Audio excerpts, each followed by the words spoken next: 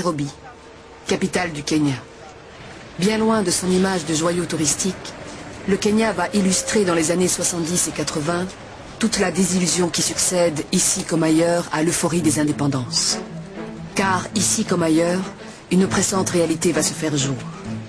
En Afrique, où les biens économiques et financiers sont entre les mains des étrangers, il n'y a pour les locaux qu'un moyen de faire fortune, la carrière politique. Il faut donc conquérir le pouvoir par tous les moyens et s'y maintenir à tout prix. Tout avait bien commencé pourtant en 1962, dans le riche Kenya, présidé par le javelot flamboyant Jomo Kenyatta.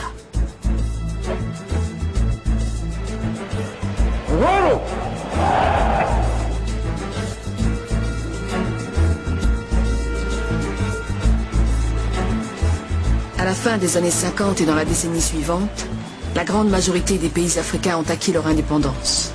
Et pour y parvenir, leurs leaders n'ont pas tous choisi la même voie. Certains, comme Jomo Kenyatta et Julius Nyerere, ont négocié avec la puissance coloniale qui se retirait. D'autres se sont violemment opposés à cette même puissance par l'affrontement direct et la rupture. Land of freedom, toils of the brave and the sweat of the labor, toils of the brave which have brought results.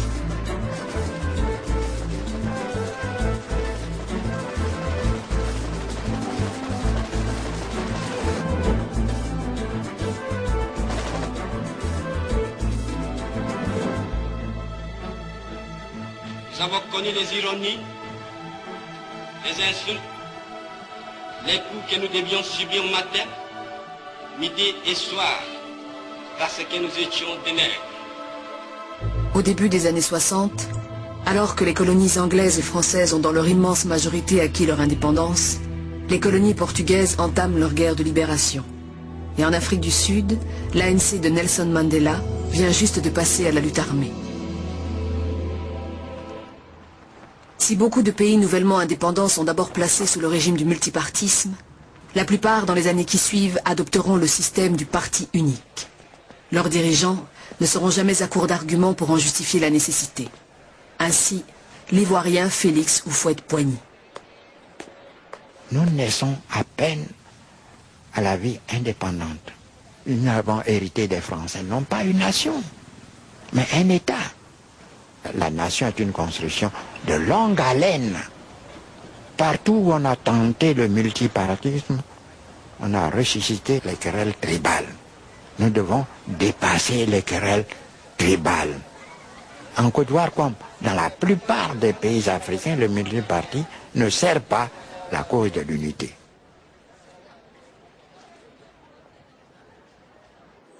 Le Sénégal est présidé depuis août 1960 par le poète Léopold Sédar Senghor, l'un des prestigieux fondateurs du concept de négritude, concept qui s'avéra notamment un instrument efficace pour la promotion de la culture noire.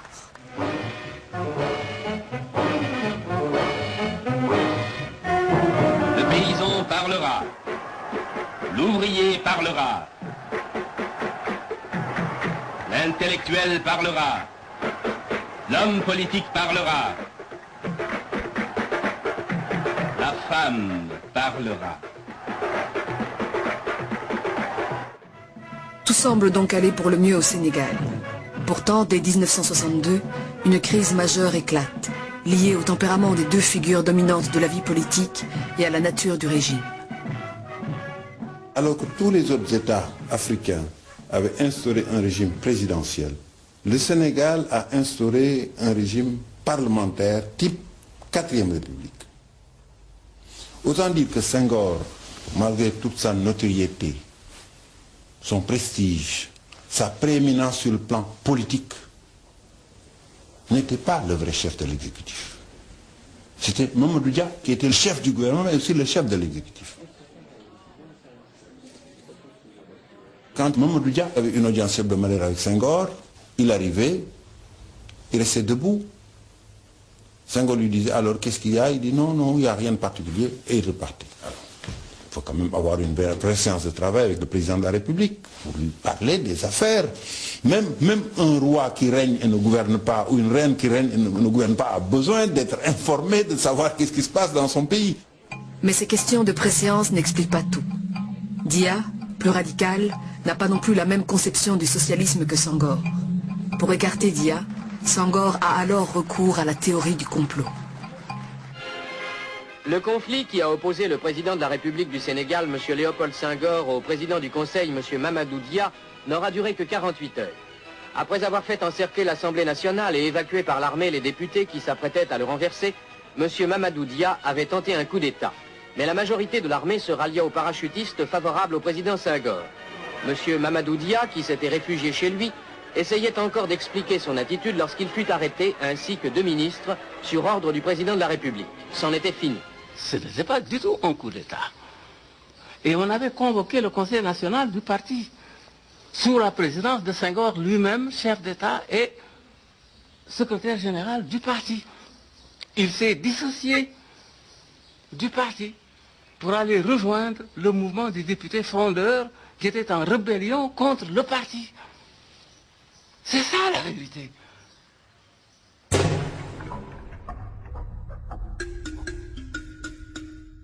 Coup d'État prétexte ou réel, toujours est-il que Senghor instaure un régime présidentiel plus à sa main. Chef de l'exécutif, mais aussi chef de son parti, un parti socialiste au statut bien particulier. Je pense que dans un pays sous-développé, le mieux est d'avoir, sinon un parti unique, du moins un parti unifié, un parti dominant, où les contradictions de la réalité, n'est-ce pas, se confrontent entre elles au sein du parti dominant, étant entendu que c'est le parti qui le tranche. La Constitution sénégalaise, telle qu'elle existait depuis 1960, était une constitution pluraliste. Même après le coup d'État manqué de Mamadou Dia, cette constitution est demeurée une constitution pluraliste. Mais par la force des choses, il n'y avait en pratique qu'un seul parti. Le parti du président Senghor.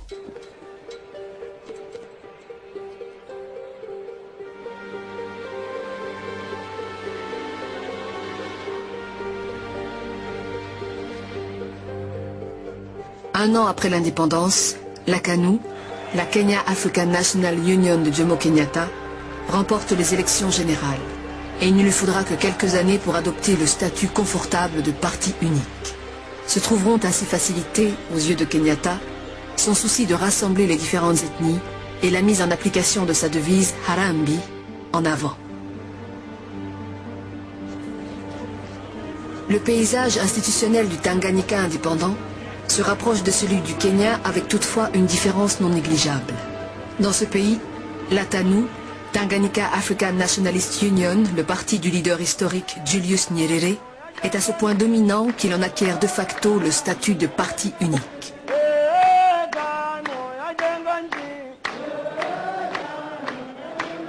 In our own case here, it's going to be a question of having a choice to put people in power and take them out.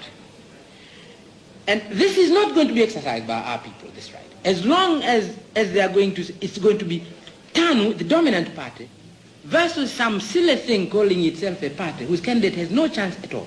It has to be between a party, a TANU candidate and another TANU candidate. This is the only way we are going to have an election in this country.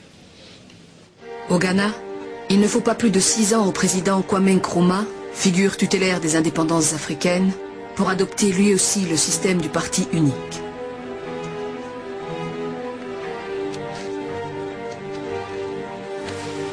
La situation économique du pays n'est pas bonne, affaiblie par l'effondrement des cours du cacao.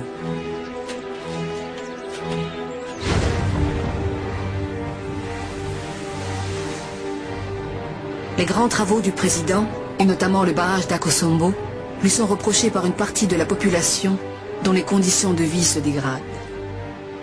Certains y voient l'expression d'un culte de la personnalité qui n'est plus d'actualité.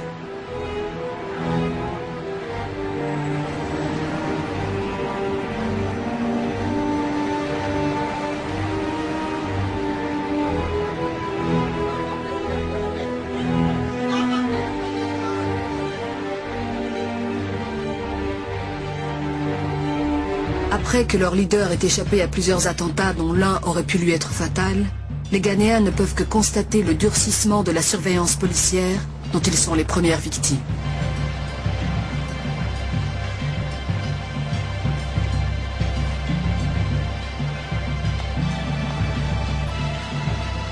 En 1966, c'est un coup d'état militaire qui renverse Nkrumah. La statue de Logassiefo, le rédempteur et père de la nation, est déboulonnée.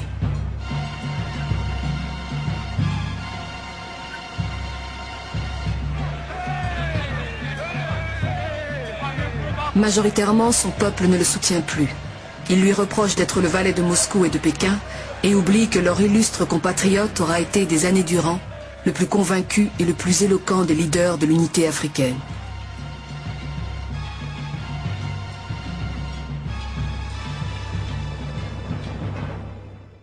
On pouvait expliquer le parti unique les premières années de l'indépendance, mais quand les crises politiques ont commencé à apparaître et que ces crises politiques est le reflet de divergences de points de vue d'intérêt, ça veut dire qu'il y avait de l'espace pour créer, de laisser se créer d'autres partis politiques. C'est ça qui ne s'est pas produit et c'est ça qui s'est traduit par j'allais dire, c'est ça qui a aiguisé les contradictions et ça conduit au coup d'État militaire parce qu'il n'y avait pas d'autre possibilité de changer de régime. Et les coups d'État militaires, c'était une tragédie. Parce qu'en Afrique, entre 1956 et l'an 2001, il y avait plus de 180 coups d'État et ça continue malheureusement encore. Ça veut dire que chaque fois que l'expression plurielle est bloquée, que la perspective de l'état de droit n'existe pas, il faut s'attendre en ce moment qu'il y ait des coups d'État et les coups d'État ne sont pas des solutions, surtout si ces coups d'État interviennent et que ceux qui le font s'inscrivent dans la dynamique de la culture unique et du parti unique.